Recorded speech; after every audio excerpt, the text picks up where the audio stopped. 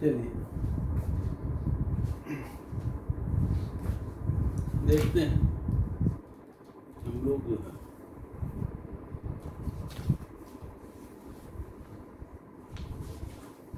Wave में हम लोग हाइजीन वेव थ्योरी देख चुके थे या देख रहे थे। हाइजीन को खत्म कर लिए थे ना, वेव फ्रंट देखना था। जहां तक है वेव फ्रंट देखना था।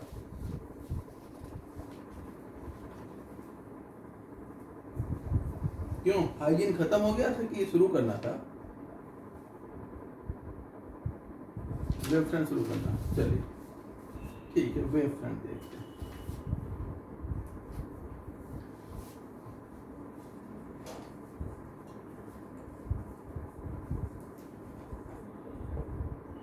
हाइजीन की थ्योरी का ही पार्ट है ये। देखा जाए, हाइजीन ने सजेस्ट किया था वेव फ्रंट को। वेव फ्रंट की बात हाइजीन ने कही थी। वेव फ्रंट हाइजीन ने सजेस्ट किया था। तो पहला पॉइंट ये देखते हैं, सजेस्टेड बाय हाइजीन।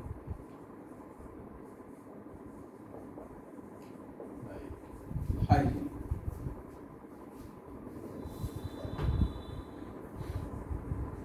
हाइजीन द्वारा वेव फ्रंट का कंसेप्ट दिया गया था। देखा जाए हाइजीन ने क्या कहा। इनका कहना था कि जो भी मीडियम के पार्टिकल हैं उन पर जब प्रकाश गिरता है तो फिर वो उस मीडियम के पार्टिकल पर प्रकाश गिरता है तो वो मीडियम फिर से प्रकाश को आगे उत्सर्जित करता है। और इस प्रकार से जो है वाइब्रेटिंग पार्टिकल जो है एक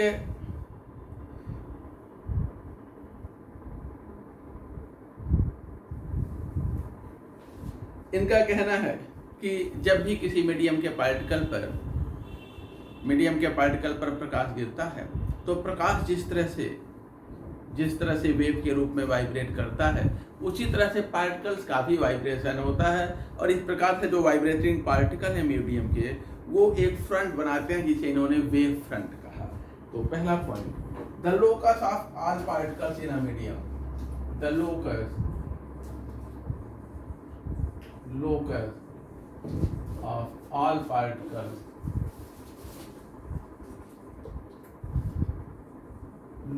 of all particles in a medium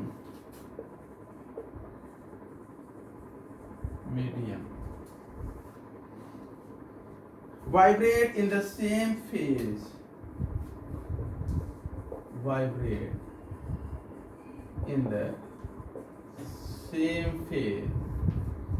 called wavefront.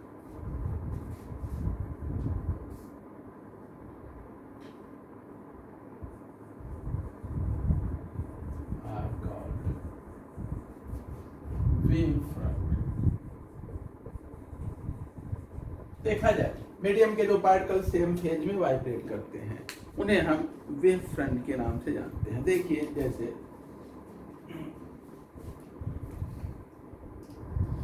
ये जो है, मान लें ये पॉइंट सोर्स है, यहाँ से प्रकाश निकल रहा है और जो है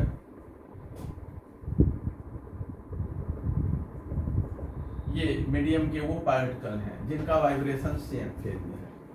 ये सेम फेज में वाइब्रेट करने वाले पार्टिकल्स हैं, सेम फेज में वाइब्रेट करने वाले पार्टिकल हैं मीडियम के।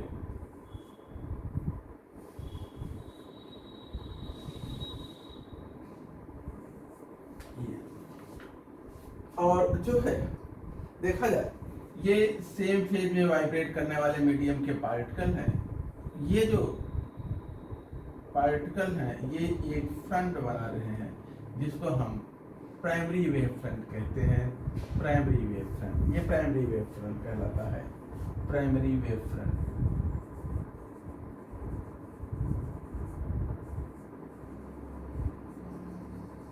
ठीक है, अब देखा जाए ये पार्टिकल जो है स्रोत से जो पार्टिकल निकल रहे हैं वो जो वेव्स निकल रहे हैं सोर्स से वो इन पार्टिकल पे गिर रहे हैं, इन पे आ रहे हैं सेम फेज में वाइब्रेट करने वाले पार्टिकल पर।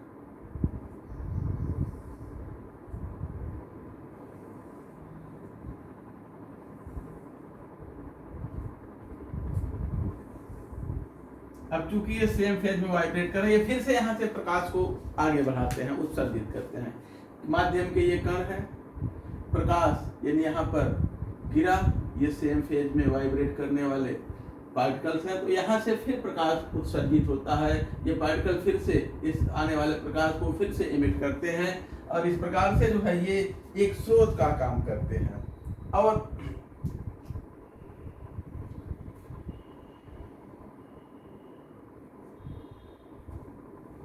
जब फिर यहाँ से ये दूसरे स्रोत का काम करते हैं और इस तरह से हम कहें ये सेकेंडरी वेव हो जाते हैं। ये पार्ट यहाँ से जब निकलते हैं, यहाँ से तो प्राइमरी वेव निकला पहले स्रोत से, ये प्राइमरी पॉइंट सोर्स है, पॉइंट सोर्स, यहाँ से प्राइमरी वेव निकल रहे हैं। अब यहाँ से ये सेकेंडरी वेव निकलता है, ये प्राइमरी वेव है, स्रोत से निकल रहा है। जब इन मीडियम के सेम फेज में जो पार्टिकल है उन पे ये गिरता है, तो वो जो पार्टिकल है मीडियम के वो फिर से प्रकाश निकालने लगते हैं, यानी सेकेंडरी सोर्स का काम करते हैं। और इस प्रकार से जो है अगला जो वेव फ्रंट बनेगा, इसके आगे जो पार्टिकल होंगे ये जो है सेम फेज में ये सेकेंडरी वेव फ्रंट बनाएंगे, सेकेंडरी वेव फ्रंट बनाते हैं।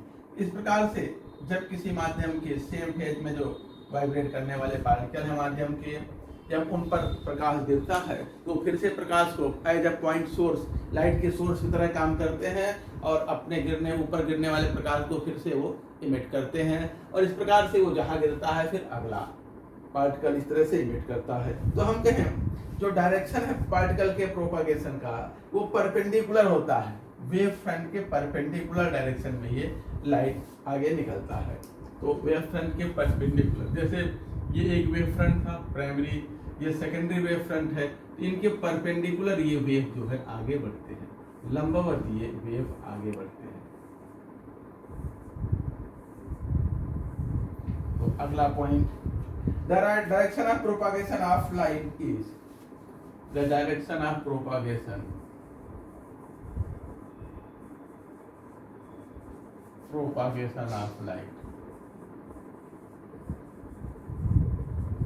of light, direction of propagation of light is perpendicular to the wave front, is perpendicular to the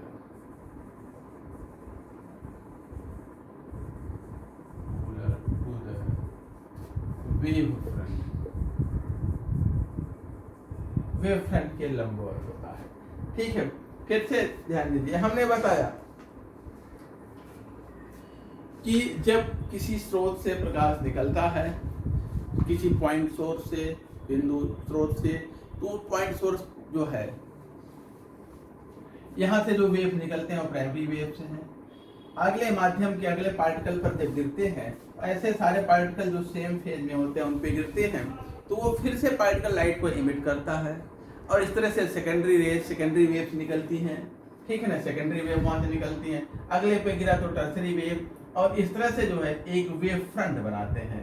ठीक है ना, आगे देखा जाए, every point on a given wave front, किसी दिए गए वेव फ्रंट पर जितने पॉइंट हैं, हमने बताया जितने पार्टिकल हैं, वो सोर्स का काम करते हैं, लाइट के, लाइट को इमिट करते हैं। Every point on the given wave front, every point on the given wave front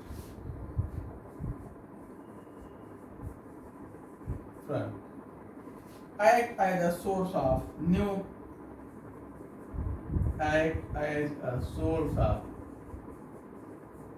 new disturbance।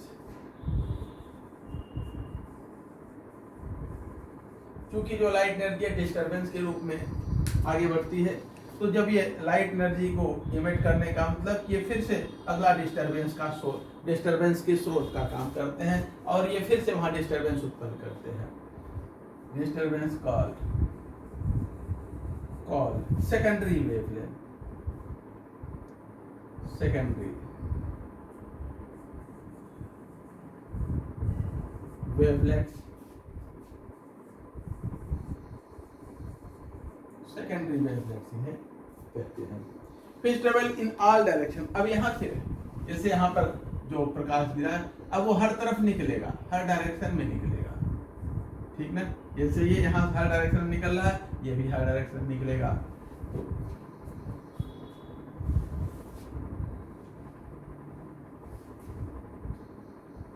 Which travel in all the direction, which travel in all direction,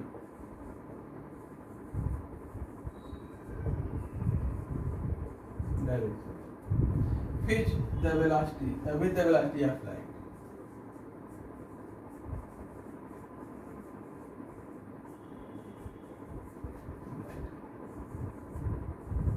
जो कि प्रकाश के वेग से आगे बढ़ता है, ठीक है।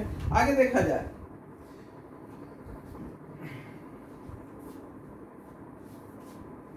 अब देखा जाए, अब अगला सरफेस जैसे ये आगे निकल रहे हैं, तो इसको इसके सरफेस प्राइमरी वेव फ्रंट के सरफेस को टच करने वाला जो अगला लाइन बनेगा वो सेकेंडरी वेव फ्रंट का निर्माण करता है। आगे सेकेंडरी वेव फ्रंट बनेगा।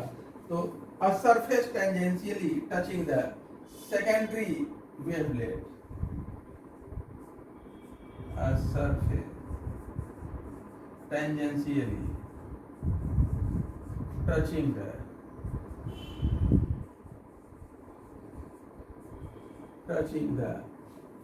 secondary wavelet,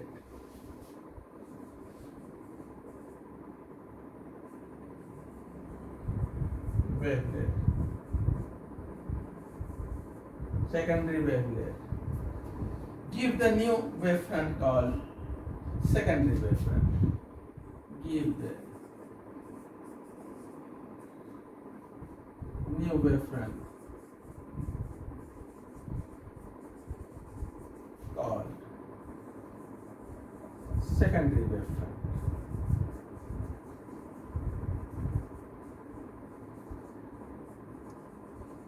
अब इसको हम सेकेंडरी वेवफ्रंट कहेंगे। यहाँ से जो निकलेगा अगला पार्टिकल पर गिर के वो टर्सरी वेवफ्रंट होगा। तो इस तरह से नए नए वेवफ्रंट मिलते जाते हैं। आगे देखा जाए,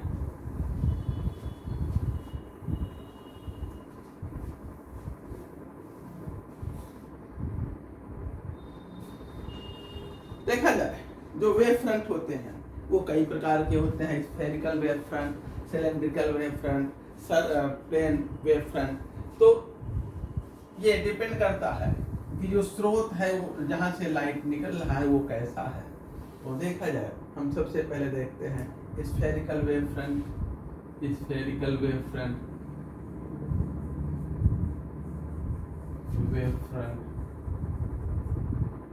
स्फेरिकल वेव फ्रंट में देखिए ये पॉइंट स्रोत है, पॉइंट सोर्स,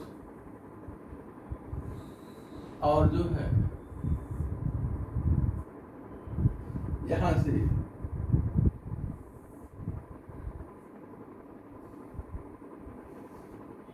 हर तरफ प्रकाश निकल रहा है। और उसके बाद जो है इस तरह से जो वेव फ्रंट बनेगा, इस तरह से जो वेव फ्रंट बनेंगे न्यूक्लियस से सेम डिस्टेंस पर, इसको हम प्राइमरी वेव फ्रंट कहते हैं। Primary wave front. तो ये जो है इस पॉइंट सोर्स है और स्फेरिकल वेव फ्रंट ये बना रहा है। पॉइंट सोर्स से जो प्रकाश निकल रहा है, पॉइंट सोर्स, ये पॉइंट सोर्स है,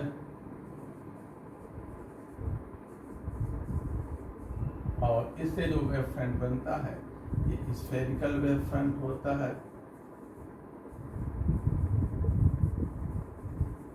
स्फेरिकल वेव फ्रंट की इंटेंसिटी देखा जाए और एम्पलीट्यूड देखा जाए तो ये किस पे डिपेंड करता है। इसकी इंटेंसिटी जो है पॉइंट सोर्स से इसकी दूरी के स्क्वायर के इनवर्सली प्रोपोर्शनल होता है। इंटेंसिटी इसकी देखें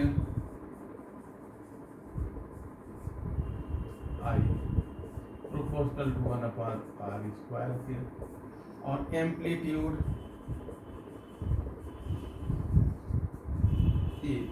ये प्रोपोर्शनल होता है 1/r²। ठीक है। जैसे जैसे आप यहाँ से दूर होते जाएंगे पॉइंट सोर्स से, वैसे वैसे इसकी इंटेंसिटी घटती जाएगी और एम्पलीट्यूड भी घटता जाता है। इंटेंसिटी तेजी से घटती है, एम्पलीट्यूड धीरे धीरे घटता है। ये स्क्वायर के इनवर्सली प्रोपोर्शनल और ये आर के इनवर्सली प्रोपोर्शनल है।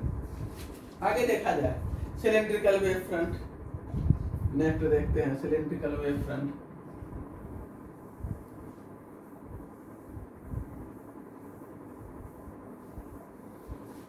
सिलेंड्रिकल वेव फ्रंट देखा जाए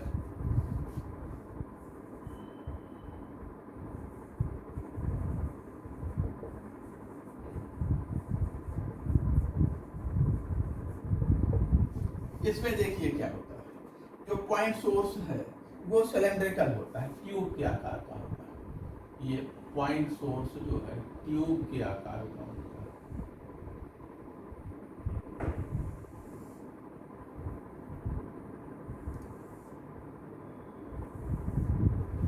पॉइंट सोर्स जो है ट्यूब के आकार का होता है और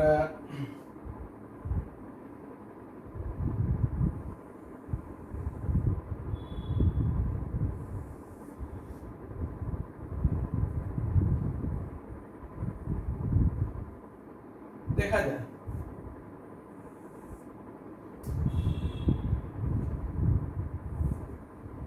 इससे हर तरफ प्रकाश निकलेगा। ये सिलेंडर के आकार का सिलेंड्रिकल होता है, ट्यूब के आकार का होता है।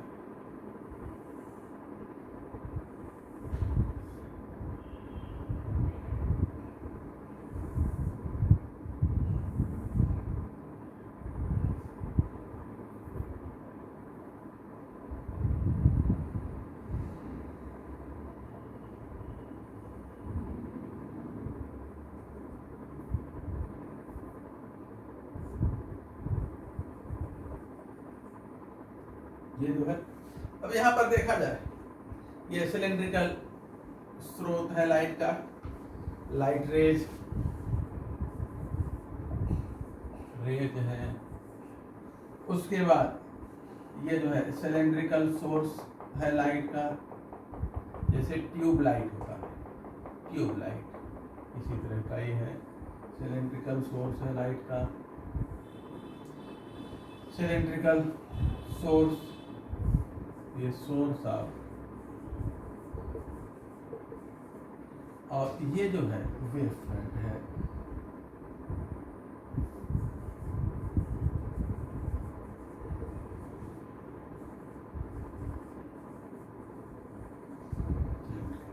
ठीक है।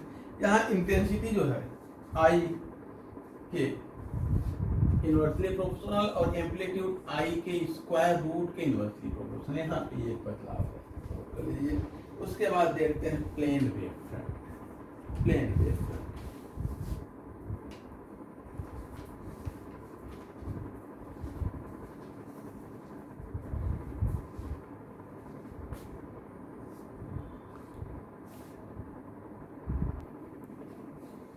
देखा जाए नेक्स्ट जो है plane wave front.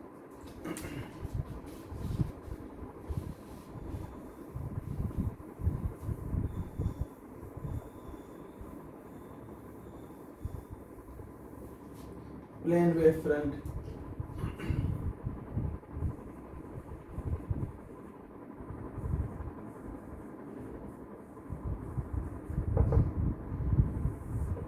Plane wave front इसमें देखिए ये प्लेन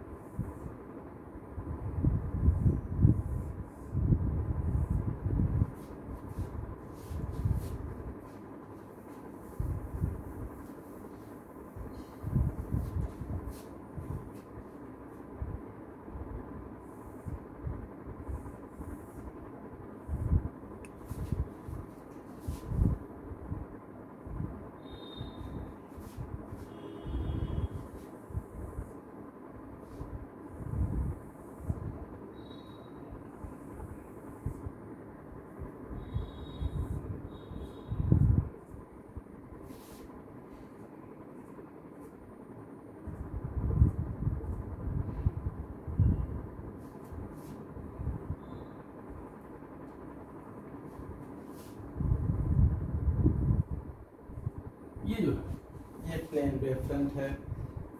देखिए ये तीनों पार्टिकल सेम प्लेन में है ना, ये इसमें पार्टिकल सेम तल में है, ये पार्टिकल सेम प्लेन में है, तो इनको हम ये जो है प्लेन वेव फ्रंट है, ये वेव फ्रंट है और सेम प्लेन में है, तो ये प्लेन वेव फ्रंट और ये लाइट रेज है, लाइट रेज। इनमें देखिए क्या होता है, इंटेंसिटी ये दूरी पर डिपेंड नहीं करता और न तो एम्पलीट्यूड जो है दूरी पर डिपेंड कर आर पर डिपेंड करता है, ठीक है ना। ये और ये कांस्टेंट होता है, इसलिए आर की पावर सोर्स से जो आर है उसकी पावर 0, ठीक है ना, ये कांस्टेंट होता है, तो नोट कर लीजिए ये। अब उसके बाद आते हैं जो है अगला, देखते हैं सुपरपोजिशन या super imposition of waves. Superposition of waves पे आते हैं।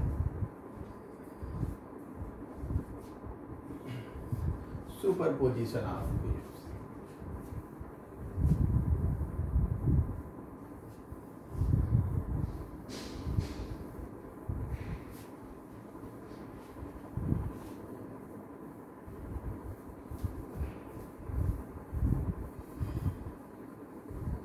सुपरपोजिशन ऑफ वेव्स देखा जाए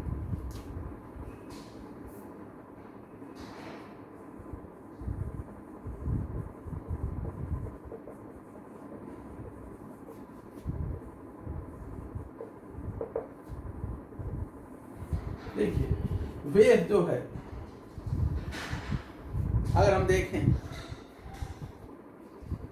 वेव क्रेस्ट एंड ट्रो के रूप में चलते हैं। कोई भी वेव जो है क्रेस्ट और ट्रो के रूप में चलता है, क्रेस्ट और ट्रो के रूप में। और मान लें ये एक वेव है, क्रेस्ट और ट्रो के रूप में चल रहा है, ये वेव नंबर 1 है, यानी 1।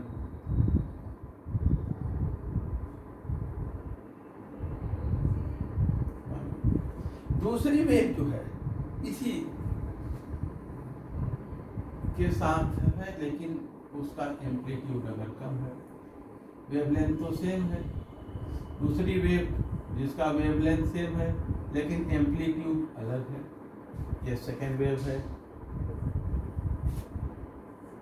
यानी second wave, second wave, second wave, ठीक है।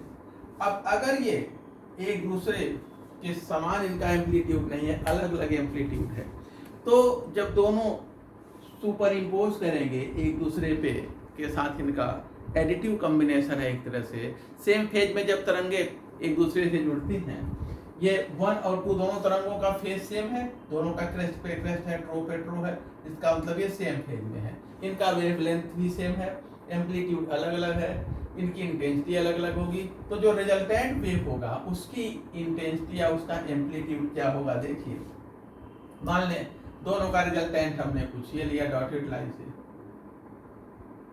ध्यान दें अगर दोनों सेम फेज में हैं तो जो रिजल्टेंट वेव होगा दोनों वेव के एम्पलीट्यूड के सम के बराबर होगा। जो रिजल्टेंट वेव होगा उसका एम्पलीट्यूड दोनों वेव के एम्पलीट्यूड के योग के बराबर होता है। इस तरह से ये रिजल्टेंट है। तो यहाँ पे जो रिजल्टेंट ये है, ठीक है, तो जो एम्पलीट्यूड होगा रिजल्टेंट का ये तो सेम फेज में है। दूसरा दोनों अपोजिट फेज में हो सकते हैं, दोनों के फेज अलग अलग हो सकते हैं, अपोजिट फेज में हो सकते हैं। और अगर दोनों अपोजिट फेज में हैं तो क्या होगा, देखिए इस केस में दोनों अगर अपोजिट फेज में हैं, मान लें एक ये है और एक जो है ये, तो मान लें कि ये पहली वेव और ये दूसरी वेव, तो दोनों का परिणामी क्या होगा, दोनों चूंकि अपोजिट फेज में है ना, इसके क्रेस्ट के ऊपर इसका ट्रो है, इसके श्रृंग के ऊपर इसका गर्त है, तो जो परिणामी होगा एक से दूसरे को सबट्रैक्ट करके इस तरह से रिजल्टेंट होगा। रिजल्टेंट दोनों के डिफरेंस के बराबर होगा।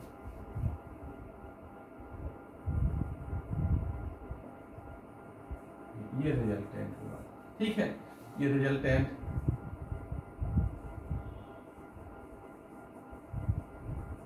तो रिजल्टेंट यहां पर देखिए दोनों के एडिशन से मिलेगा, यहाँ पर दोनों के सब्ट्रैक्शन से। हम कहें वेक्टर सम कर लें, दोनों के एम्पलीट्यूड का वेक्टर सम कर लें ना, तो y जो रिजल्टेंट है ये हो जाएगा y vector y1 plus vector y2, दोनों के वेक्टर सम के बराबर होगा।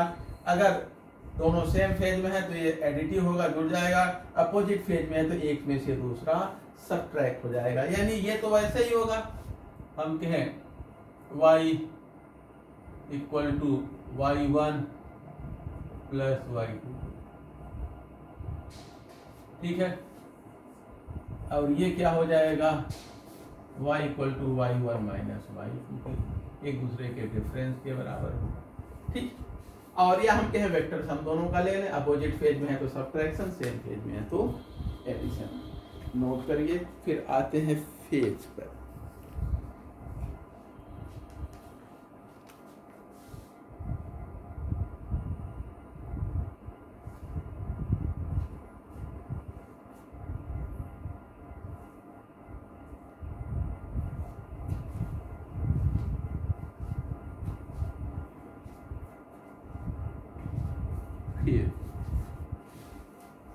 हटा दें, आधी आ गई है यहाँ, इसलिए बिजली कट गई है। आप लोगों क्या भी कट गई, इलाहाबाद में जो होंगे उनके यहाँ कटी होगी। फेज देखते हैं,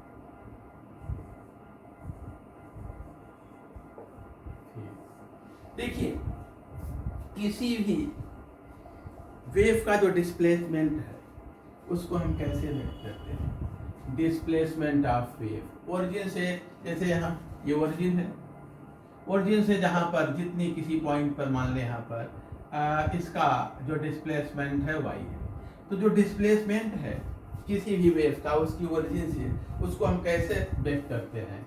डिस्प्लेसमेंट ऑफ वेव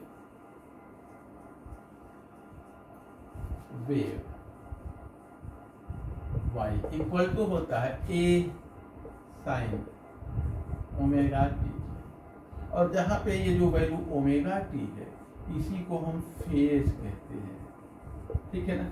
तो साइन वैल्यू किसी भी वेव का डिस्प्लेसमेंट जिस किसी वैल्यू के साइन वैल्यू के बराबर होता है उसी को हम फेज कहते हैं। और फेज वैसे भौतिक रूप से व्यक्त क्या करता है, दशा को, अवस्था को, किसी भी वेव की अवस्था को, उसकी दशा को, यानी कि मीन से पॉजिटिव है, ऊपर की तरफ है कि नीचे की तरफ है, ऊपर है तो हम प्लस फेज कर दिए, नीचे है तो माइनस फेज कर दिए, ठीक है ना। तो किसी भी वेव की मीन से दशा को व्यक्त करता है, और उसी के साइन वैल्यू उसको जो है वो हमें डिस्प्लेसमेंट देता है। वो हमें क्या देता है, डिस्प्लेसमेंट देता है। जैसे अभी ये फेज इसका ये बढ़ता जा, यहाँ पर देखें किसी पॉइंट यहाँ पर हम हैं तो डिस्प्लेसमेंट कितना है, आगे बढ़ते जा रहे हैं तो डिस्प्लेसमेंट ये हुआ, फिर आगे बढ़ते जा रहे हैं नेगेटिव फेज डिस्प्लेसमेंट ये है, फिर आगे, तो फेज से हमें डिस्प्लेसमेंट पता चलता है। आगे जहाँ पे WT क्या है, यही क्या है, फेज है, ठीक है, फेज इसी को कहते हैं। आगे देखा जाए फेज डिफरेंस, दूसरा फेज डिफरेंस,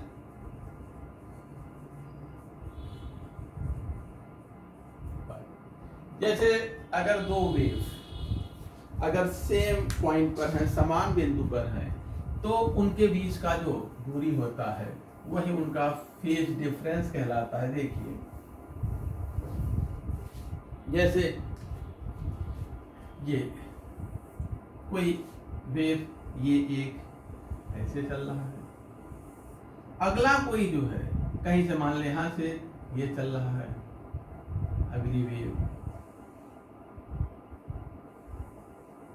ये अब देखा जाए इस पॉइंट पर जो है ये वेव, ये मान लीजिए 1 नंबर है 2 नंबर, 1 नंबर की वेव यहाँ पहुंचा, 2 नंबर वाली यहाँ, इनके बीच का ये जो डिफरेंस है इसी को हम फेज डिफरेंस, यानी कि फेज लैग है, यानी कि अगर पीछे है ये तो ये लैग, फेज लैग है, इसी को फेज लैग या फेज डिफरेंस कहते हैं। तो किसी एक ही बिंदु पर, किसी समान बिंदु पर दो तरंगों के बीच का जो डिफरेंस होता है, गैप होता है, उसी को हम फेज डिफरेंस कहते हैं। ठीक है ना। अब इसका ये प्लस फेज, ये इसका प्लस फेज है और इसका प्लस फेज ये है। तो दोनों के हम कहें तो ये कह लें, ये दोनों के क्रेस्ट के बीच की दूरी या दोनों के ट्रो के बीच की दूरी या सेम पॉइंट पर किसी भी, चाहे ये भी सेम पॉइंट पर दोनों है, कहीं पे भी इनके बीच की दूरी, ये फेज डिफरेंस कहलाता है। The difference between the phase of two waves, the difference between the two phase, between the two phase between the phase of two waves, between the phase of two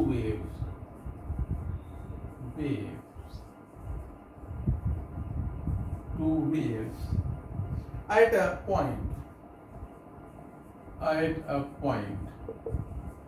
is called phase difference।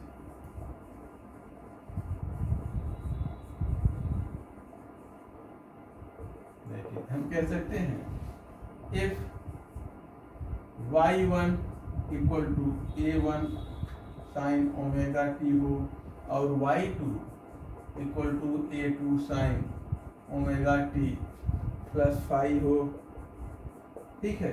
तो यहाँ पर यही जो है phase difference है दोनों के displacement का, यानी ये मान ले y1 है y2 है, तो दोनों के बीच का जो डिफरेंस है वो मान ले फाई है, और इसी को हम फेज डिफरेंस कहते हैं।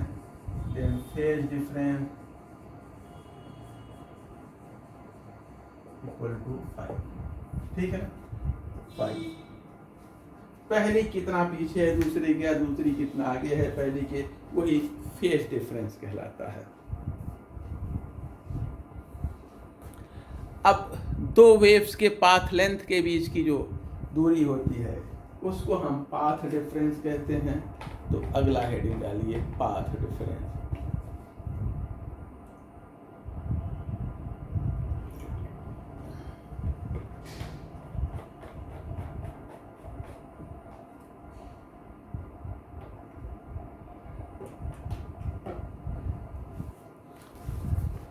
नेक्स्ट देखते हैं path difference.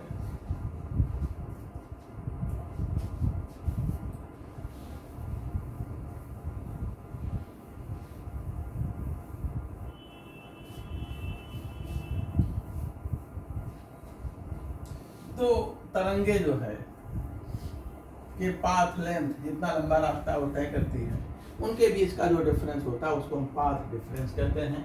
Path difference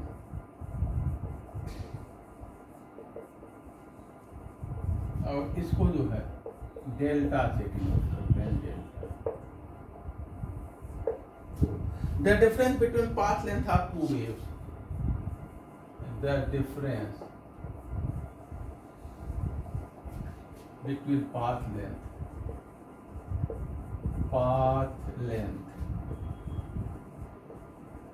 of two waves is called two waves meeting at a point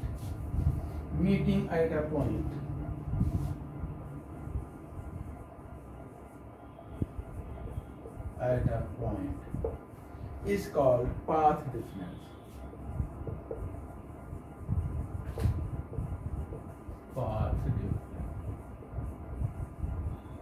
ठीक ना। तो दो तरंगों द्वारा जो डिस्टेंस, दो तरंगों की पाथ लेंथ का जो डिफरेंस है ये पाथ डिफरेंस कहलाता है। डेल्टा इक्वल टू होता है लैम्डा अपान 2 पाई इंटू फाई। लैम्डा अपान 2 पाई, लैम्डा वेवलेंथ है, वेवलेंथ अपान 2 पाई इंटू फेज डिफरेंस जो है हमें पाथ डिफरेंस देता है। और आज की क्लास इसी पे ख़त्म करते हैं। अब इसके आगे जो है कल की क्लास में देखा जाएगा। अब आ जाइए आप लोग केमिस्ट्री की क्लास पे।